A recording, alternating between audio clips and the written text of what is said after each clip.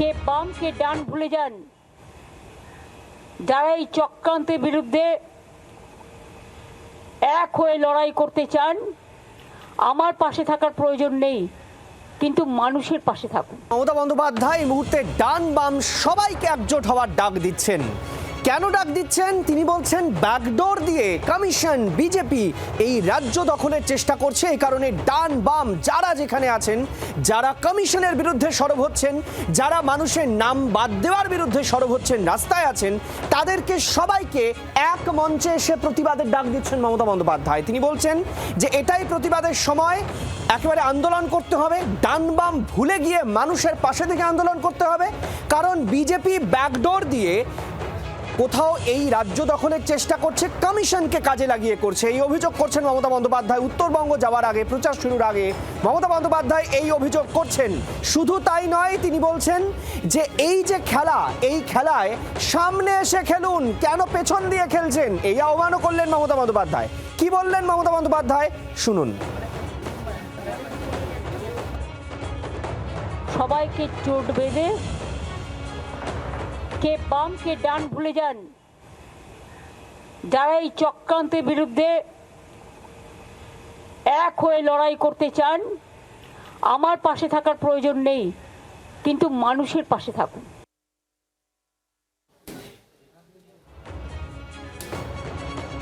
ঠিক যেদিন থেকে কমিশন তারা ভোট ডিক্লেয়ার করেছেন, সেদিন থেকে অনেক বদলি হয়েছে রাজ্যের প্রশাসনিক স্তরে।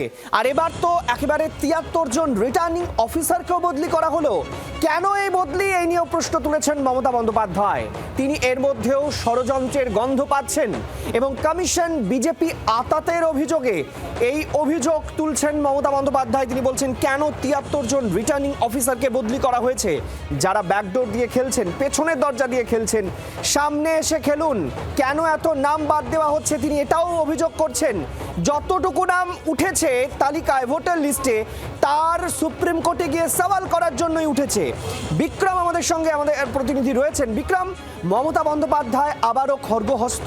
দুটো অভিযোগ খুব গুরুত্বপূর্ণ। তিনি বলছেন কেন ৭৩ জন রিটার্নিং অফিসারকে বদলি করা হলো, এবং তিনি এটাও বলছেন একই সঙ্গে ব্যাকডোর দিয়ে রাজ্য দখলের চেষ্টা করা হচ্ছে, কমিশনকে কাজে লাগিয়ে বিজেপি করছে।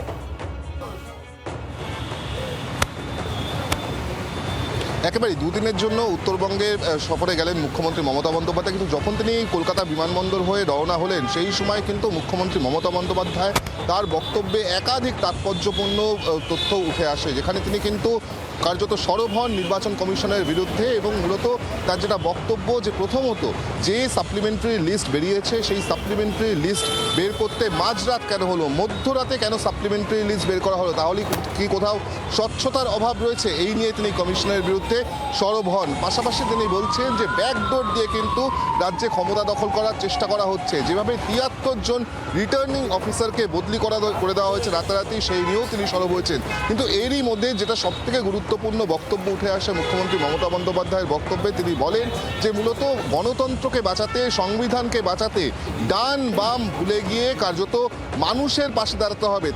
তার সঙ্গে কেউ না থাকলেও মানুষের পাশে দাঁড়ানোর জন্য কিন্তু ডান বাম ভুলে গিয়ে সবাইকে এক জায়গায় আসতে হবে। অর্থাৎ একটা বৃহত্তর প্ল্যাটফর্ম তৈরি করার কথা বলছেন কিন্তু মুখ্যমন্ত্রী মমতা বন্দ্যোপাধ্যায় বিজেপির বিরুদ্ধে, বা নির্বাচন কমিশনের ভূমিকা নিয়ে তিনি যে সমস্ত প্রশ্ন তুলছেন, সেখানেও কিন্তু গুরুত্বপূর্ণভাবে তিনি বলছেন যে গতকালও দুজনের মৃত্যু হয়েছে। এক্ষেত্রে দাঁড়িয়ে যে লিস্ট প্রকাশিত করা হয়েছে বলে বলা হচ্ছে নির্বাচন কমিশনের তরফ থেকে, প্রথমত সেটি রাত 12টার পর করা হচ্ছে, রাত 12টা নাগাদ করা হচ্ছে, মধ্যরাতে কেন করা হচ্ছে, তার পাশাপাশি লিস্টে কজন বাদ গিয়েছে এই সংক্রান্ত তথ্য এখনো পর্যন্ত কিন্তু মানুষের কাছে পৌঁছায় পর্যন্ত নেই। সেক্ষেত্রে নির্বাচন কমিশন চাইছে কি, তার পাশাপাশি তিনি অত্যন্ত গুরুত্বপূর্ণভাবে একটি পেপার কাটিং নিয়ে তিনি সরব হন, যেখানে তিনি বলছেন যে খোদ নির্বাচন কমিশনের যে নোটিফিকেশন, সেই নোটিফিকেশনে দেখা যাচ্ছে যে বিজেপির তাদের অফিসিয়াল স্ট্যাম্প রয়েছে। কি করে এটা হতে পারে, এই বক্তব্য নিয়ে কিন্তু মুখ্যমন্ত্রী মমতা বন্দ্যোপাধ্যায় বলছেন যে এটা কোনো ক্লারিক্যাল মিস্টেক নয়, একেবারে পলিটিক্যাল ইন্টেনশন নিয়ে এই কাজ করা হয়েছে, এমনটাই কিন্তু অভিযোগ করেন মুখ্যমন্ত্রী মুখ্যমন্ত্রী মমতা বন্দ্যোপাধ্যায় আজকে তিনি উত্তরবঙ্গে রওনা হওয়ার আগে। একেবারেই বিক্রম, নিঃসন্দেহে মমতা বন্দ্যোপাধ্যায়ের এই ডান বাম বক্তব্য অত্যন্ত গুরুত্বপূর্ণ, কারণ ডান বামকে একসঙ্গে নিয়ে এবার কমিশনের ওপর চাপ তৈরির চেষ্টা করছেন মমতা বন্দ্যোপাধ্যায়, সেটা প্রকাশ্যে সবাইকে এক মঞ্চে আসার আহ্বান জানাচ্ছেন। ঠিক অন্যদিকে এই যে ৭৩ জন রিটার্নিং অফিসারের বদলি, এই নিয়ে কি বললেন মমতা বন্দ্যোপাধ্যায় একটু শুনুন। ৭৩ জন রিটার্নিং অফিসারকে কালকে চেঞ্জ করা হয়েছে। এর আগে চিফ সেক্রেটারি থেকে হোম ডিজি থেকে সিপি থেকে প্রায় ৬০-৭০ জন আইএস আইপিএসকে বাংলায় যারা কাজ করে বাইরে পাঠিয়ে দেওয়া হয়েছে। এবং কখনো কখনো বলে না ঠাকুর ঘরে কে, আমি তো কলা খাইনি।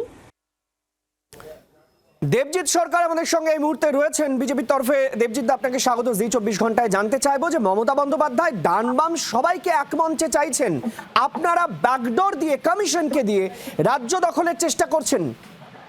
এই মুহূর্তে যারা মমতা বন্দ্যোপাধ্যায়ের সঙ্গে দাঁড়াবেন তারা পশ্চিমবঙ্গের জনতার বিরুদ্ধে যুদ্ধ ঘোষণা করবেন, একথা পশ্চিমবঙ্গবাসী জানে। যারা ভোট কেটে ঘুরিয়ে তৃণমূলকে আবার ক্ষমতায় আনতে চাইছেন তারা আসলে পশ্চিমবঙ্গের মা মাটি মানুষকে আবার শাহজাহানের ডেরায় রাত্রেবেলায় পিঠে বানাতে নিয়ে যাবে এবং ভালো লাগলে পছন্দ হলে শাঁখা সিঁদুর দেখে বেছে বেছে 5 দিন 7 দিন রেখে দেবে, কি অসুবিধা আছে? এই মুহূর্তে যারা মমতা বন্দ্যোপাধ্যায়ের সঙ্গে হাঁটবেন বা যে কোনো প্ররোচনায় মমতা বন্দ্যোপাধ্যায়ের পা দেবেন এবং ভারতের মানুষ হিসেবে পশ্চিমবঙ্গের নাগরিকদের, পশ্চিমবঙ্গের বাঙালির বিরোধিতা করবেন, তারা আসলে আর্জি করে খুন হয়ে যাওয়া ডাক্তারনির যে তদন্ত এবং তারপরের যে ফল তার বিরোধিতা করবেন। আর তারা আসলে চাইছেন না যে আসল অপরাধী সাজা পাক। এই মুহূর্তে যারা মমতা বন্দ্যোপাধ্যায়ের সঙ্গে থাকবেন তারা এটাই চাইবেন পশ্চিমবঙ্গ আরো 500 বছর পিছিয়ে যাক। সুতরাং বাংলার মানুষ, বাঙালিরা জানে কি করতে হবে। যারা থাকবেন, যারা থাকবেন না, তারা কারা থাকবেন আর কারা থাকবেন না তাদেরই ঠিক করতে হবে। বেশ, ধন্যবাদ আপাতত আমাদের সঙ্গে থাকার জন্য।